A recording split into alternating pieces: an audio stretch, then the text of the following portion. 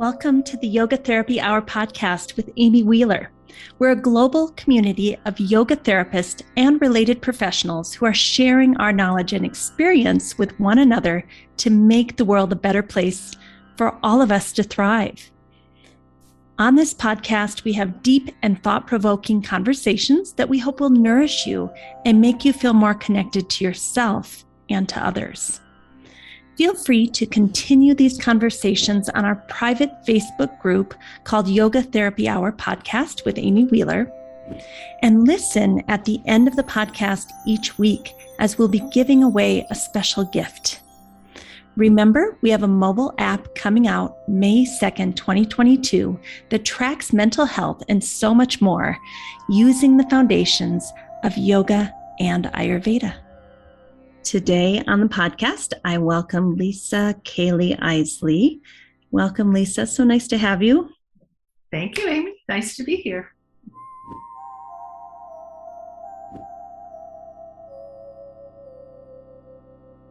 I think we first need to start with a little history of who you are. I get asked all the time, is she American? Is she British?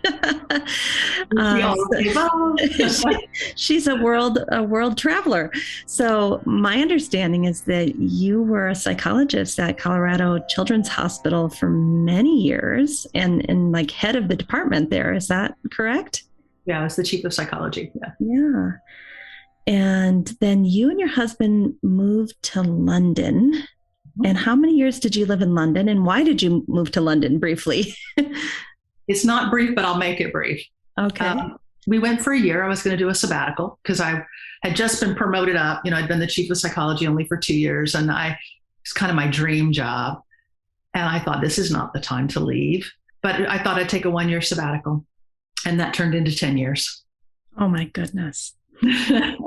And, I had never been to London and had really beautiful ideas about what it would be like. And I came to stay with you, and you are the most hospitable hostess that I've ever experienced.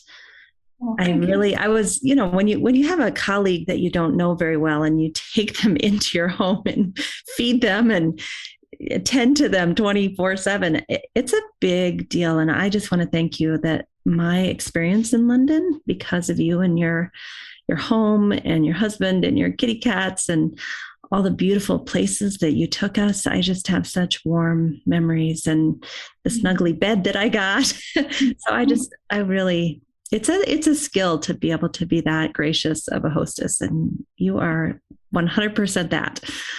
Thank you. It was completely a pleasure. I was so glad you came.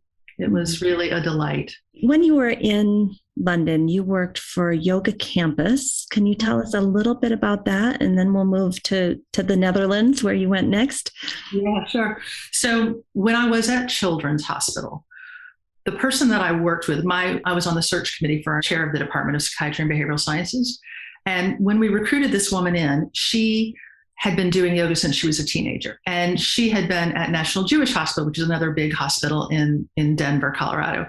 And she wanted to do yoga research with teenagers. She thought it would be helpful for them with their breathing. National Jewish is a respiratory hospital. And so she convinced me to change jobs in order to work with her to do yoga research. And I actually went to England and walked among the stone circles at Avebury and asked the universe, should I do this or should I not? And I decided to do it. So I went back and we partnered together. And so we started, I designed a yoga research project, and we started doing research in the hospital with teenagers with anxiety and depression and medical disorders.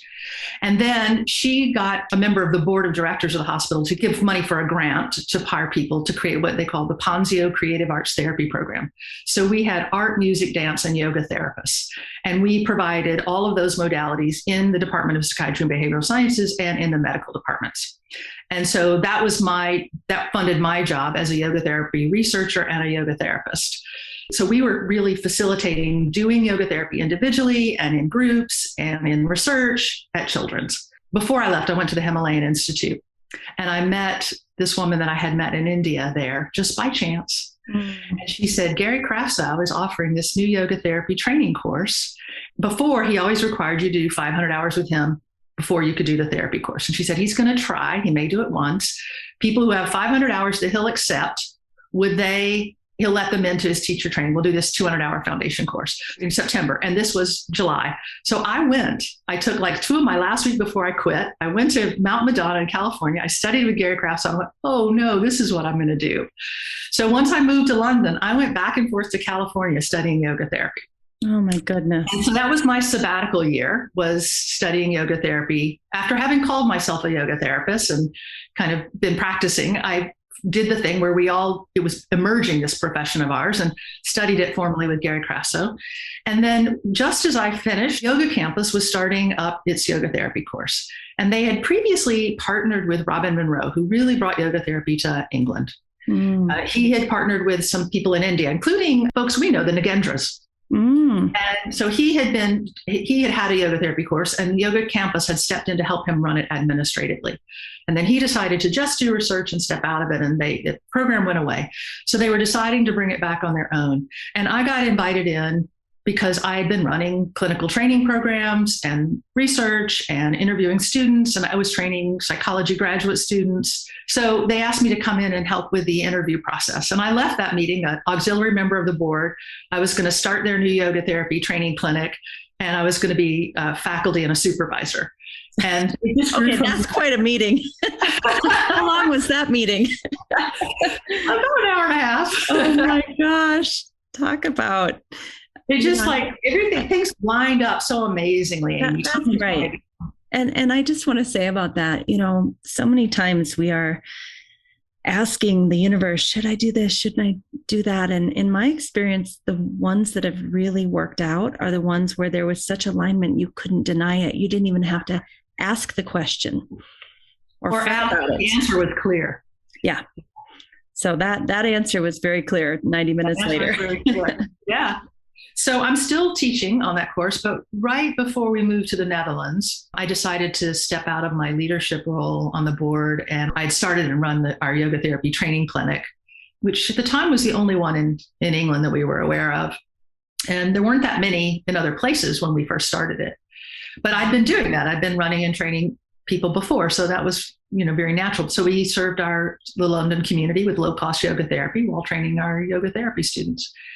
And so I stepped out of those 2 roles, and I thought I was going to have to give up more or travel back and forth. And then the pandemic came within 2 months after I made that decision, and everything went online. So I've just continued to teach and supervise online. But something that's interesting to me is there's been a few students from the Yoga Campus program, which is not C-IAYT accredited. I'm not sure if they're working towards that or if that's not of interest to them, but you've had some students that you actually were the personal mentor that have now come into the Optimal State program to finish off hours and become C-IAYT certified. And I have to tell you, very well trained. Like, I feel like I didn't have to do anything except put a little icing on the top of the cake. Well, you did get some of our outstanding students. So the interesting thing about England, like Japan and like Australia, like a few other countries, maybe Canada too, the British Council of Yoga Therapy set up accreditation standards for yoga training programs about the same time as C-IAYT and Australia. And so, but we were earlier than Australia. So our program is BCYT accredited, right? And I've been interested in C-IAYT accreditation, of course, because of my involvement with C-IAYT, and because our students come from areas like the students who came to you, some of them don't live in the UK. So that UK credential doesn't mean as much to them in their home countries. Yeah. And because so many people from Europe, we actually had people from Africa, from the Middle East, all over come, because London's a central site. I think they are considering it now that some other programs in Europe have started doing it. Yeah. Before that, they didn't need to. And now there's a little more, nudge. So now you live in the Netherlands. And then I want to get into our topic of the day, which is chanting and japa mantra meditation. But you're in the Netherlands for now. It sounds like you're going to be staying a little bit longer, and you're in a creative writing master's degree program. There's a yoga therapy thriving presence here, 2 very strong yoga therapy leaders here. So in the middle of the pandemic, without renting our house, just looking at it on a phone, like that. My goodness. We drove our little Cooper Mini through the Channel It was all we could fit was our 4 cats and us. We had no other belongings that would fit. We drove to this house we'd never seen, and it turned out to be a paradise. It's just a paradise. I just have to say, you are adventurous. I think I'm assuming, you can correct me if I'm wrong, but when you have a deep confidence in yourself and you are aligned with your values and you know what you want because you have clarity, you can do bold things like this. I spent a lot of time checking in. Is this right? Is this right? I mean, there was definitely a worried part of my mind that goes, this is scary. And there was another part of me that kept saying, this feels really right. And I have really learned to listen to the voice that says this is really right and to trust it. I think that's what yoga is. I agree 100%. Developing our unshakable discernment. Mm-hmm. And trust in ourselves, that shraddha. Because what else is there, Yeah, that's the clarity within. I agree with you completely. Mm-hmm. I said this to you before, because I know that you've been kind of an advocate of online life, and I was very much an advocate of in-person life. Mm-hmm. And I resisted. I had done some Skype because people had asked me to, like people I'd seen in person who were traveling into London to see me. I had seen a couple of them on Skype, and I'd sort of practiced with that and figured it out. So it wasn't brand new to me. I knew how to do it. But I was actually in the Netherlands, in Amsterdam, teaching a 5-day workshop on anxiety and depression. All around us, the world was closing down. And there was these 5 days where we were doing these practices. There was a woman from China who couldn't get back to China. There were people whose families in Italy were already locked down and death tolls was grieving. There were people in Spain. There were people from all over the world at this training. And a couple of them had to leave early to go back. But we all kind of held this space till the end, and then you could just feel like us going. And we had intended to look around and find out, look at housing. But we had to go back to get across the tunnel and get back into England. And our cat sitter had to get back into Romania before the borders closed. So as we're driving, we're getting these messages about things closing. And so I'm driving and I find out the Life Center, which is where I taught in London, which is the yoga studio. This is the sister company of Yoga Campus. And I worked for both of them, that the Life Center was closing. And then a Yoga Campus training course that weekend. This was Monday. And on Friday, we were supposed to be teaching 4 days in person with 2 classes, because we had 2 overlapping classes. And we had a studio that had an up and down. And so we were going to have the teachers and the students be able to mingle. And instead, we had to get all of those students, all of those teachers ready to teach online by Friday. So we went crashing into online, figuring out how to do it. And then I put my classes online and my clients online, and everybody went online, so that when I moved to the Netherlands, instead of having to lose my life, I took it with me. And I thought this was this incredible Pratipakshabhavanam 180 relationship for me to this modality. And it also meant that to get into our japa conversation, I had wanted to have a meditation, just meditation only or chanting only class at the Life Center. And they never wanted to put it on the timetable. And when the pandemic came and we all needed something, I thought, here's a way. I've changed my relationship to online. I'll set up this Facebook page that's a closed group, so it's open to anybody who wants to be in, but closed to people who don't understand and are random, wouldn't know how to appreciate it. I'm wearing the T-shirt that's the picture right there. For the audio listeners, your T-shirt and the top of your private Facebook group says, "Join the practice, change the world. Join the practice, change the world. Join the practice, change the world." Yes, exactly. I took a picture of this T-shirt and I put it there. So the Facebook page that I'm showing, that you are welcoming people to join you for chanting, is called MMM, Chanting for Healing and Transformation. Right now, there are 209 members. What does MMM stand for? Mahamrityunjaya mantra. So tell us about that mantra and why that's important to you. When I got ready for a teacher, when I was working as a clinical psychologist at the Children's Hospital, and I had been doing gem yoga, and I thought, you know what, I want to get more serious about this. And I went to a yoga journal conference, and I studied with the master teachers. That at that time in Colorado, it was the only yoga journal conference. Now it's everywhere. And I met Rod Stryker, and he was one of the teachers. And I thought, this is the guy.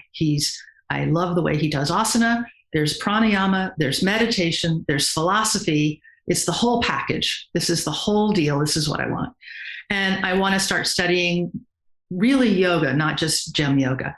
And a yoga studio opened down the street from the hospital. And I started there their first week that they opened until I became a teacher there. And I stayed there until I moved.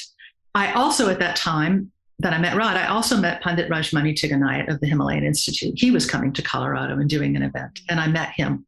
So I studied with both of them. And Panditji is Rod's teacher. So it was very like teacher, grand teacher. The first time that Rod ever taught at the Himalayan Institute, I did that training. And ever since then, I would go to the Himalayan Institute 2-3 times a year until I moved to England. And now I've gone back a few times too. So I've continued to study with them, gone to India with them. In that lineage, in Pandit Rajmani Tigunait in the Himalayan Institute, his major meditation focus for us has always been japa. So I've been learning and practicing meditation for 25 years now. And he very much slowly lays the foundation, teaches you the next part. It's very vinyasa krama, step by step. Teaches this, the next bit, teaches this, the next bit, gets you to practice, tells you more about it, gets you to practice. It's incredibly sequential, wise progression. And so I've been learning different mantras over the years with him. One of the things he says is that there are 2 mantras that are open to everyone. You don't have to be initiated into them. They're unlocked. And one of them is the Mahamrityunjaya mantra. And the other one is the Gayatri. And there are many versions of the Gayatri, but the Gayatri is the one to Gayatri, the embodiment of the feminine Gayatri. So there are 2 different pathways to the same place. And the Mahamrityunjaya mantra is inner transformation and healing. And it was the mantra that I'd actually been given the first time I was initiated into a mantra. So I chanted it for a long time, for many years before I ever gave it to anyone else or chanted it with anyone else. But it is the mantra that I always teach our students at graduation, because it is the mantra for inner transformation and healing, so that we can release the binds that limit us and constrict us and keep us from experiencing our full freedom and fulfillment. We were bound in the pandemic. It felt like we needed to be free in our spirit. And so through your private Facebook group, you have been teaching your students all over the world these mantras and getting together regularly and chanting. Every Wednesday, every Sunday at 9 GMT for 2 years, a little over 2 years now. That's it. I've missed, I think, maybe 5 days when I was doing something else, teaching at the same time, but. So can I go back a little bit? I think people would be interested to hear about this idea of initiation and what is the function of that, and why do people do that? Because a lot of people have been introduced to chanting, at least in the West, through what we call kirtan, right? Where we go and we have tambourines and we dance around the room and maybe lay down in the back on a bolster and let the vibrations dance, sway with your arms in the air. It's almost like a rock concert chanting, which is a very different, it's not a bad thing, but it's just different than when you're really learning with a teacher, studying step by step, layering on levels of competence. And as you said, you can be initiated. So can you tell us a little bit about initiation? Sure. So the way I've been taught is that mantras are utterances that are made by a seer, somebody who has been in the state of absorption and they're coming back into the state of present awareness. And in that transition, when they're trying to speak a truth that they've experienced, they put it into words, and those words are the ones that form the mantra.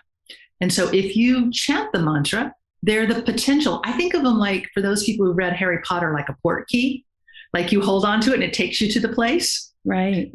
And so it's the doorway into that level of realizing that truth yourself. So the same thing that someone else could see and experience, you have a darshan, a direct experience of it yourself. And not everything is a mantra. Those are mantras, those revealed utterances. And what keeps a mantra alive is practicing it. You keep the prana in it, you keep it alive. And so over the centuries, certain mantras are more alive than others because they have been actively practiced and kept alive by people. And two of the ones that have been actively chanted and kept alive over the years are two of others are the Mahamrittyunjaya and the Gayatri mantra. And the saying is that they're sort of locked so that you won't accidentally get yourself into something that you're not ready for. And so a teacher unlocks it by initiating you into it. And not only could practice it, you could find it on a website, you could find it in a book, you could find it some way, but you would get a certain amount of potential power of that mantra.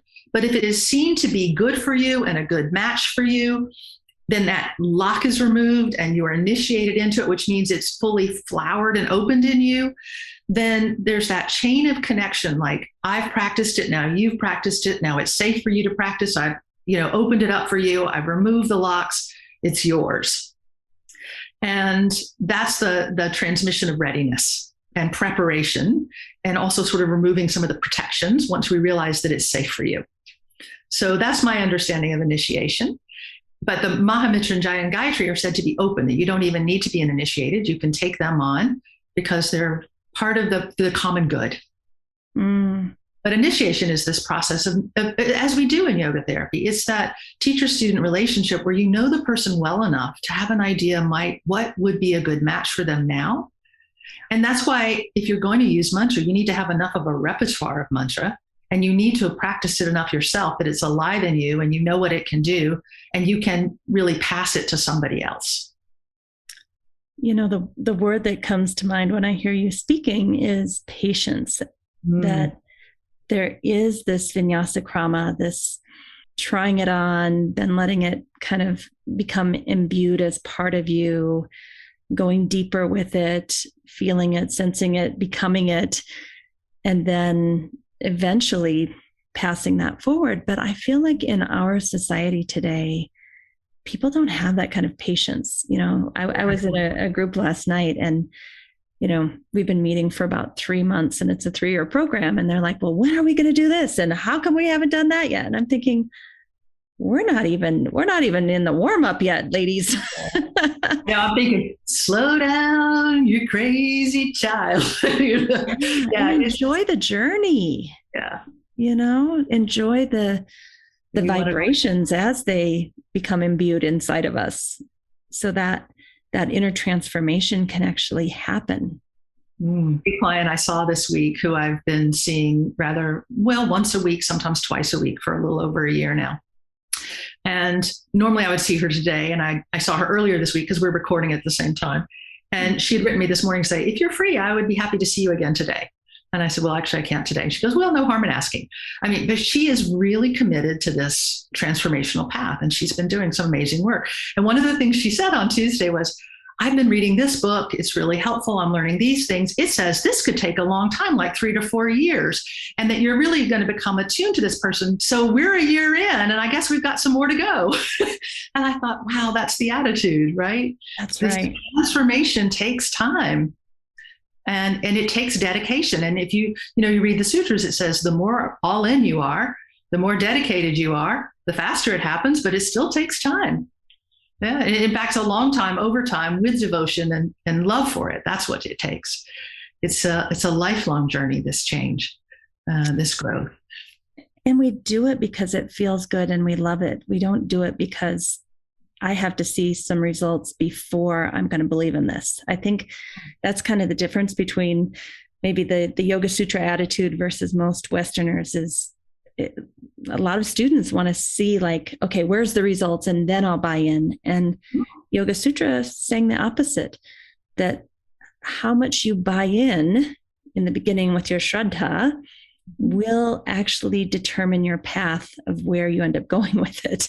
And it's just a really hard concept for a lot of students. Actually, for me, it's not, because, and I think this comes from my psychotherapy training, is I think it's about readiness. Yoga is available to all, but all are not ready for it, or they're ready for it at different levels. And I've watched people who were ready for one thing at one time become ready for something else at another time. And so I have some faith that as people continue to study, they continue to want to study more and get deeper. But when they're early in, they're in that mindset. Right. And as they study, their mindset changes. So It's true. I think that evolves for people who decide this is for them. And maybe it weeds out the people for whom it's not or not now. Yeah. Some people have an experience and then come back later.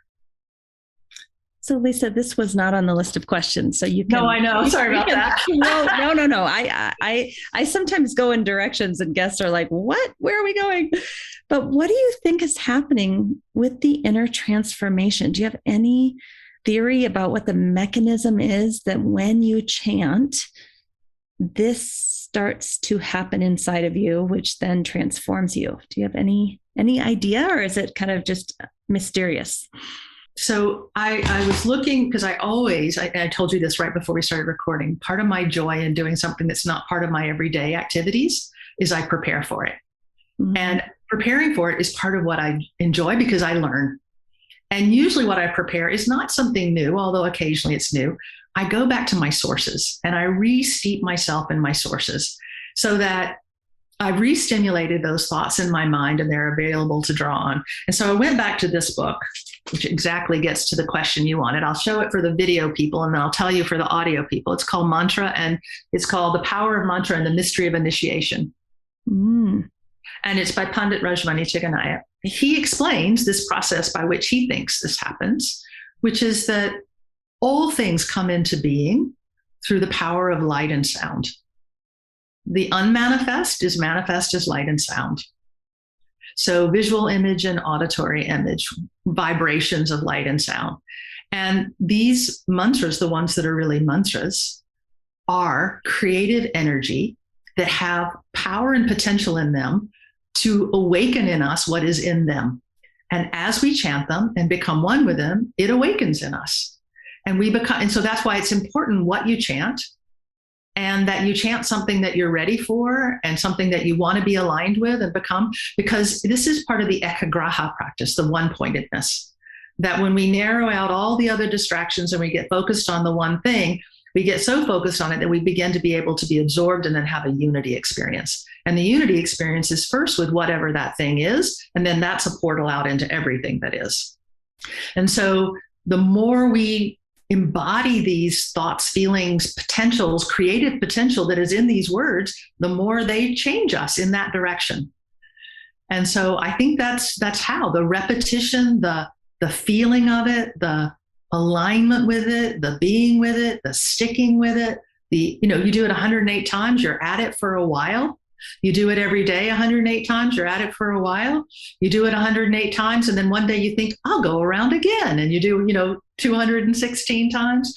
And you build up your capacity, but also your absorption and also your alignment with these very things that you're saying and feeling and embodying.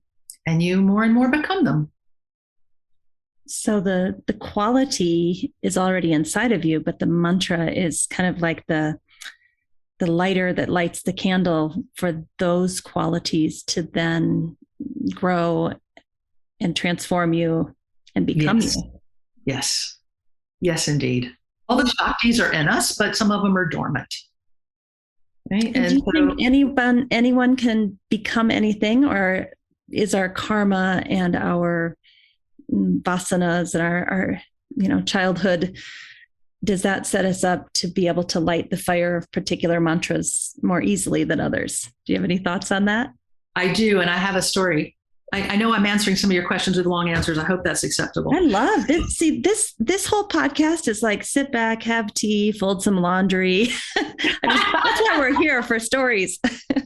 My husband made me chai, which I thought was, to me, is love in a glass. So mine too. Have a little chai. We have great husbands. No, that's to be true. So another great book, which I'll hold up and then tell, is this one, Vishoka Meditation, The Yoga of Inner Radiance by Pandit Rajmani Tigunait. This was a course he offered during lockdown. This book came out. I did the course during it. And it's basically taking the Yoga Sutras leading up to the experience of this one, which is that when we are illumined, when this light dawns inside of us, we experience the light beyond all suffering, which is Vishoka. V is the negation of Shoka, which is suffering. So it is the light beyond all suffering. And this is a step-by-step practice for how to awaken that experience within. And then his other book was Sri Sukta. So this is a 16 mantra thing. I have time to write all these books. He's amazing. Amazing. Yeah, this one's called Sri Sukta. And then what's the subtitle? Tantra of Inner Prosperity. Tantra of Inner Prosperity. Yeah. So these are lines from the Rig Veda, so the oldest of the Vedas. And, part of what I understand is that one of the amazing things the Indians did is they kept this knowledge and these practices alive. I have this idea that this way of thinking, some of this yogic way of thinking, was more widespread across the world in other native and what we now call indigenous cultures or Stone Age or ancient cultures, but it died out. In India, it didn't die. They've kept it alive for us, and they kept it alive through oral tradition, through teacher-student transmission, through chanting, through keeping it alive. And one of the things I understand is that certain families were tasked with keeping certain mantras alive, like your family chants this one and your family chants this one. And so I think for generations, I think Panditji's family chanted this one, the Sri Sukta. Not sure. It may be some other ones, but I know that he's been doing this his whole life. And so he has an incredible depth of understanding of these verses. But he didn't introduce us to this until now. I've been sitting with him for 20 something years. We've been doing this mantra and then this mantra and then this mantra and then this mantra. And now first we did this one for, 3 times a day at 12:15. And then now he's up to do it 80 days for this many times. He grows your capacity. And so one of the stories he tells in Vishoka meditation is about the Buddha coming out of an enlightenment experience. And I think it is not accidental. I think it's very intentional. The story he tells, in answer to your question, is the Buddha comes out of this enlightenment experience and compassion for all, and calls all these bodhisattvas and all these wannabe almost enlightened beings. And there's a man that says, I'm so close, I just can't quite get there. And the Buddha calls various people to show to him what it is, what karma is keeping him back. What is the last remaining thing that he needs to change his relationship to in order to have this experience? And it turns out what it is that believing that women could have that experience. For the Buddha? No, for this guy, this other guy. Right. Okay. So the Buddha calls all these people to have different things to show this guy that his belief is false, that it is limiting, and it is limiting him. And it is our limiting beliefs. Karma, in the way that it limits us, is the problem. But what I've learned from Panditji is that karma is also what frees us. The cause and the cure exist in the same place. Our false belief transformed becomes our understanding. And it is that transformative capacity where we change what kept us small and unknowing into what releases us and frees us is what really we use as the fuel for our learning. So it's not that we're just trying to get rid of karmas, it's that we're trying to learn all the lessons from all the karmas. And as we learn the lessons, we're free of that one, we're free of that limitation, and we move on. So this guy's last one was to realize that a woman could be the same as a man. Wow. I think this is a lesson to us about that as women are moving into this world where we used to be kept out of sometimes, that we are in fact a potent spiritual force. So I do think that we have limiting beliefs. I do think we have karmas. I do think those karmas exist in order to they both limit us, but they have the potential to free us.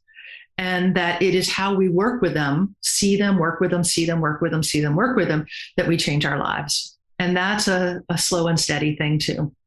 What's coming to me, especially with the Sri Suktam and the prosperity, a lot of times I think Western students were like, oh, I want some money. And so I'm going to chant this mantra on abundance. And it's very linear and it's very transactional. And if I do this, then I should get that. And if I can manifest it in my mind. And what I'm hearing you talk about is long-term commitment to spiritual growth through mantra meditation with a qualified teacher, unlocking the uncomfortable parts of ourselves to let go of some of the knots inside of us so there's a little more space and freedom. Those to me are just so different, meaning the two things I just described. Yeah. And yet there are two potentials of a human being. And we may start here and and hopefully move there, right? So providing access to people to begin to start allows them to begin to move, so long as we're moving them in a healthy direction. Right? We keep enabling them to have new experiences that move them beyond where they started from. And that's what so good for me to hear. Sometimes because I get frustrated in the first 3 years. Like, come on, guys, let's do this. This is going to be amazing. It's lifelong learning, transformation, and you're going to go places you didn't know you could go. But the first 3 years, there's so much resistance, and people don't want to empty their cup. And so hearing you is like, Amy, have faith. Have faith that your students will continue this long journey. So thank you. Well, I'll tell you what, you're very welcome. We all need that. And I'll tell you, being able to, and I know you do this too, you've stayed in relationship with your teachers and you've deepened your relationship with your teachers in these years. You know, one of the things that Marian Wombold, who was the chair of our department, who got me started on this yoga research, she said, our lives, for people like she and I, you have various duties, and there are phases of your life. And sometimes your life is to be of service in leadership roles and in development roles. And sometimes your life is to be of service in clinical roles.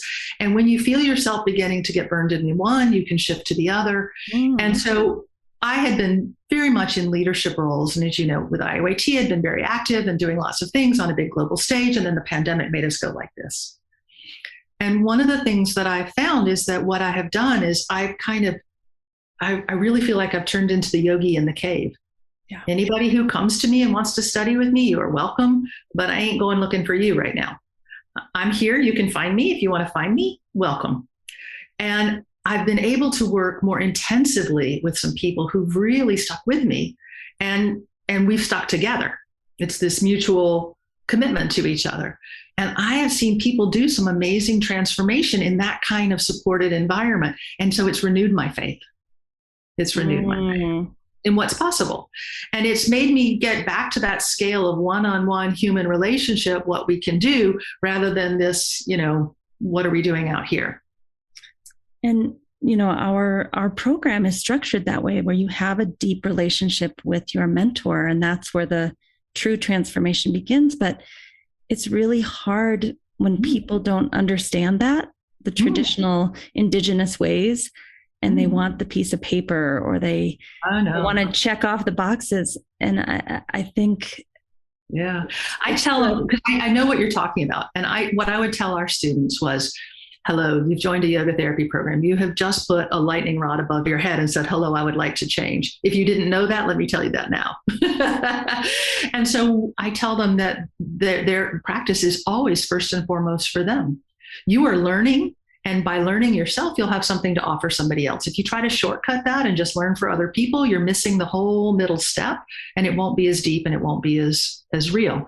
And that their own experiences are what come first. And that their transformation through this program is what we're looking to see. If they go through and they're untouched, then we've taught them something maybe, but not what we could have taught them. But that's up to them, right? But we really try to provide the opportunity for some transformation. But, part of the people who've stuck with me, some of them are graduates of other people's yoga therapy programs. Some of them are graduates of ours. But there's some of the people who've really taken this on and realized it takes more than those years, and they need to keep going. And being able to do that has really been, because I was first a clinician, that was my first role. And then you go, I'm operating in this system, and this system is not so good. You were the system, and then you're like, oh God, this system is hard. And then you go back down to and that's what she was speaking to, this waves of nourishing ourselves. And so that we can, that's one thing, you take care of yourself so you can take care of others. And then when you're starting to, reach your crispy edges, come back into something different. And, so, I used to think, or in my early days, that Yoga Sutra specifically seems so selfish. Like, this gets to be all about my own personal growth and development and realization. I was like, I just felt like that seems so self-centered. But now, 25 years later, I have understood that that's all we can do. And it's the work that needs to be done. And it may or may not have an impact on other people, but it's really where the juice is. Yeah. Have you talked to Indu Aurora yet? You've had an interview. Yeah. So she says that self-care is svadhyaya. It's not this luxury bathing stuff that we talk about. It's our personal responsibility. And that our job is to make ourselves the best that we can be, and to be of service to others, and to be of service to the planet. But we can only do those other two well if we've done this one well. And that it's our responsibility that can't be outsourced. We can recruit others to help us and guide us and teach us and inspire us, and we need that. But we also need to do the self-care part, the self-effort part, the getting ourselves back there, the finding the people, the sticking with it.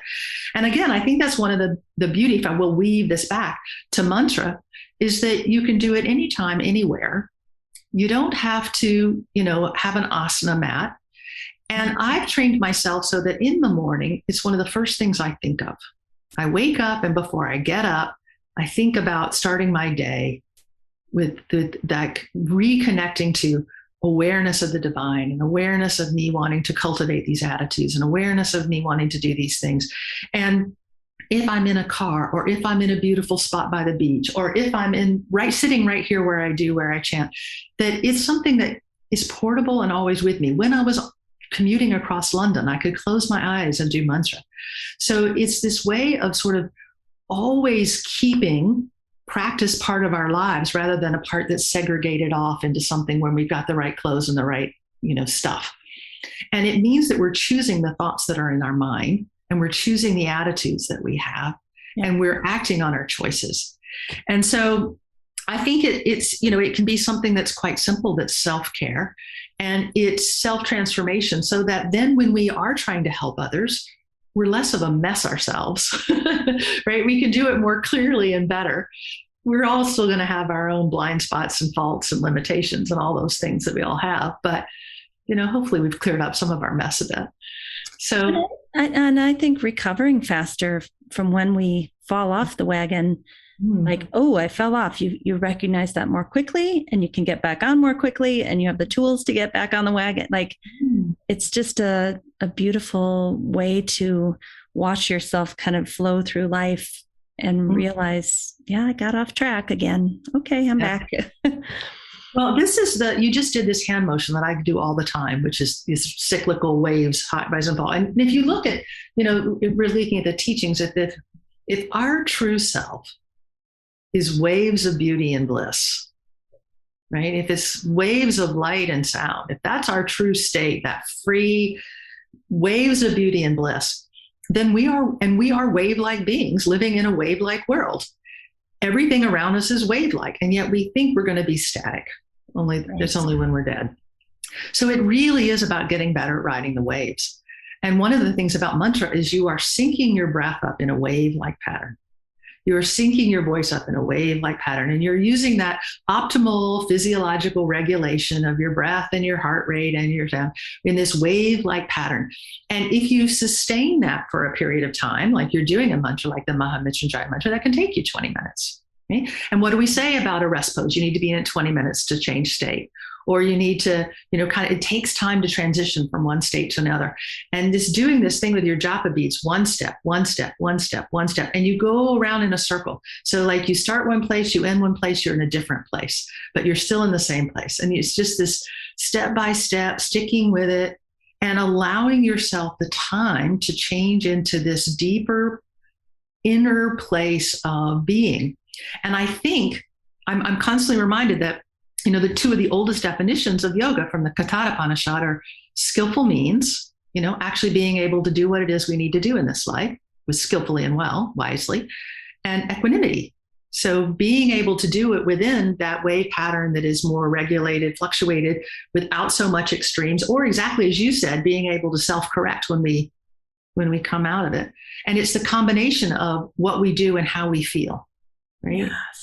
Yes. And this is why this holistic nature of yoga is so essential, because if we're only working on one aspect of ourselves and we're leaving out the other, we're not integrating them a whole, they don't have near as much power, and they don't have near as much transformative potential, and it's not near as complete. And yoga gives us that potential for all of that.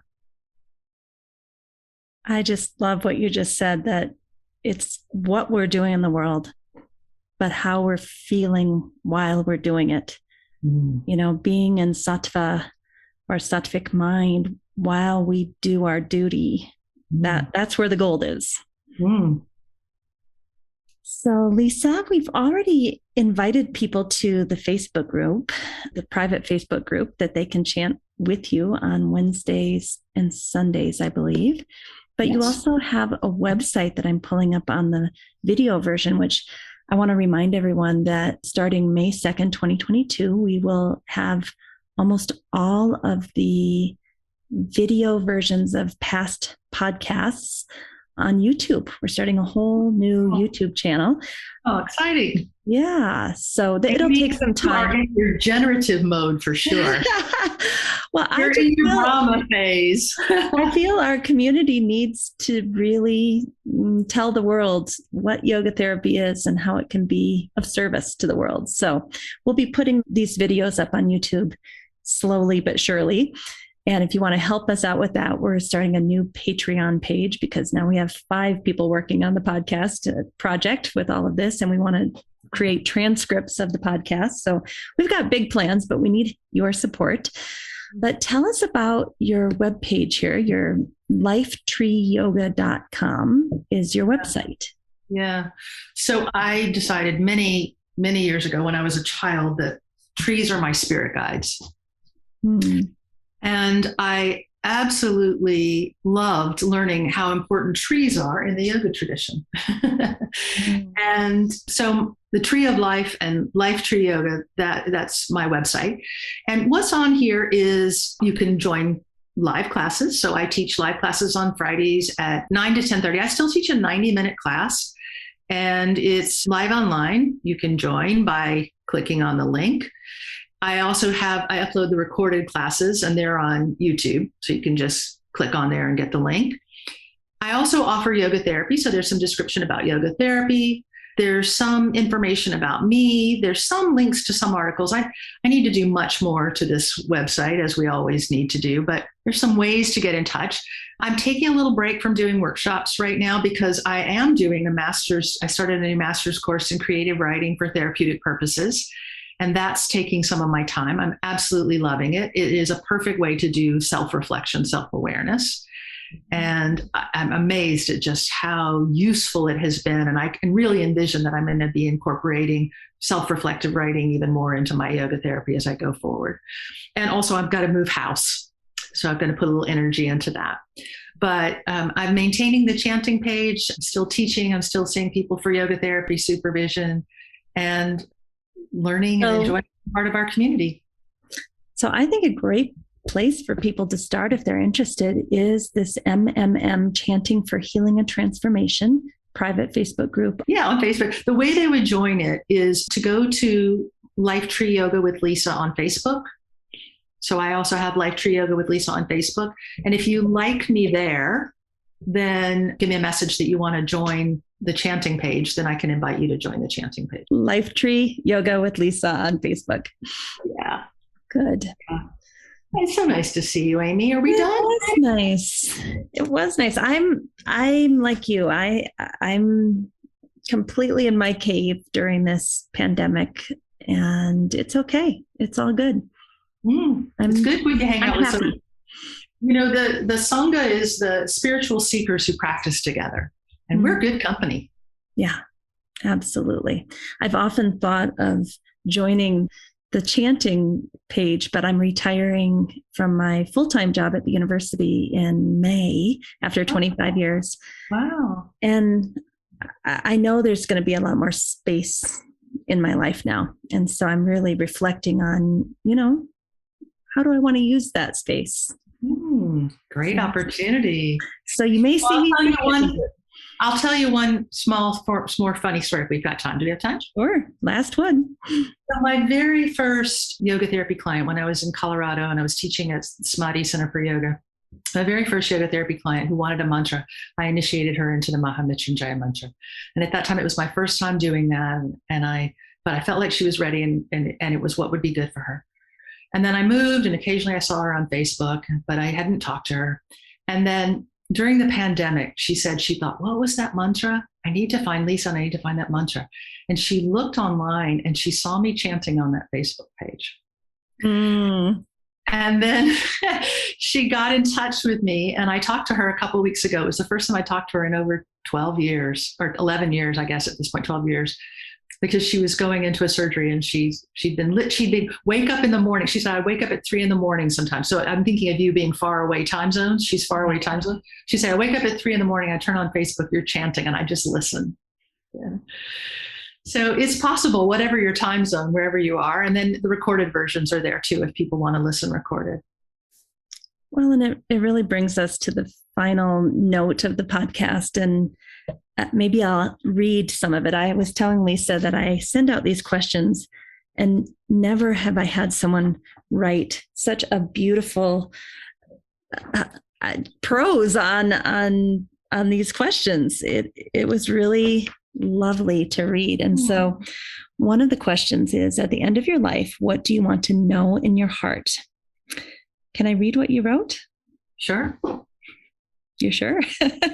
Well, I'm remembering, I think I know what I wrote. And yeah, it was true. It's honest. When it became clear that I was not going to have children in this life, I really reflected on this question.